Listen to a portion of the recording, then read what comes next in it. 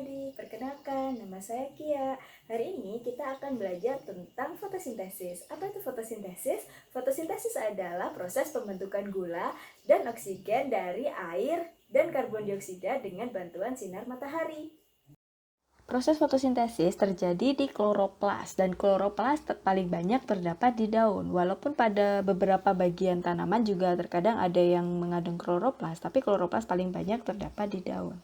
Jika kita melihat daun lebih dekat, kita bisa melihat beberapa bagian dari daun tersebut. Ada epidermis, palisade mesofil, spongi mesofil, ada berkas pengangkut, dan ada stomata yang berfungsi untuk pertukaran gas karbon dioksida dan oksigen. Nah, kloroplas paling banyak terdapat di palisade mesofil dan spongi mesofil. Fotosintesis dibagi menjadi dua, yaitu ada reaksi terang dan reaksi gelap. Disebut reaksi terang karena memerlukan cahaya dalam prosesnya. Kloroplas terdiri dari beberapa bagian. Salah satunya adalah tilakoid yang merupakan tempat terjadinya reaksi terang. Tumpukan tilakoid yang berlapis-lapis disebut grana. Apabila kita melihat lebih dekat, di membran tilakoid terdapat protein-protein reseptor yang berfungsi untuk menangkap cahaya dan transfer elektron untuk menghasilkan energi berupa ATP, NADPH, serta menghasilkan oksigen. Reaksi terang dibagi menjadi dua, yaitu fosforilasi siklik dan non-siklik. Pada membran tilakoid terdapat protein reseptor yang dapat menyerap foton dari cahaya matahari. Pada fosforilasi siklik, foton dari cahaya matahari ditangkap oleh fotosistem 1 yang menyerap cahaya dengan panjang gelombang 700 nanometer. Cahaya yang diserap oleh fotosistem 1 menghasilkan elektron yang kemudian diserap oleh akseptor primer dan ditransfer ke ferredoksin. Ferredoksin kemudian berikatan dengan plastoquinon sehingga elektron diserap oleh plastoquinon yang kemudian ditransfer ke sitokrom untuk menghasilkan energi. Plastosianin yang berikatan dengan sitokrom menyerap elektronnya dan mentransfernya kembali ke fotosistem 1 sehingga proses tersebut terjadi berulang-ulang. Sedangkan pada fosforilasi non-siklik, foton dari sinar matahari diserap oleh fotosistem 2 dan menghasilkan elektron untuk memecah air menjadi hidrogen dan oksigen.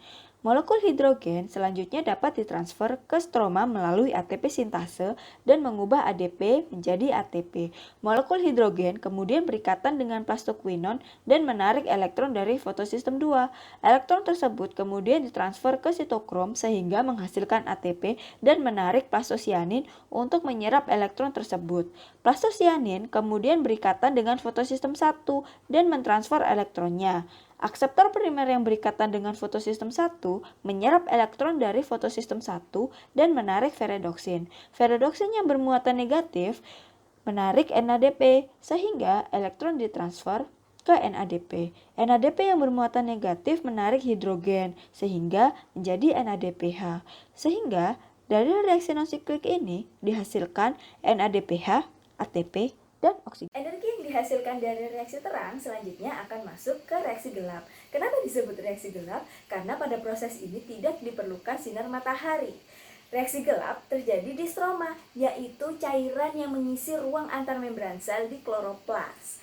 Nah, di stroma ini terdapat banyak sekali molekul-molekul protein yang berperan dalam proses biosintesis untuk pembentukan gula.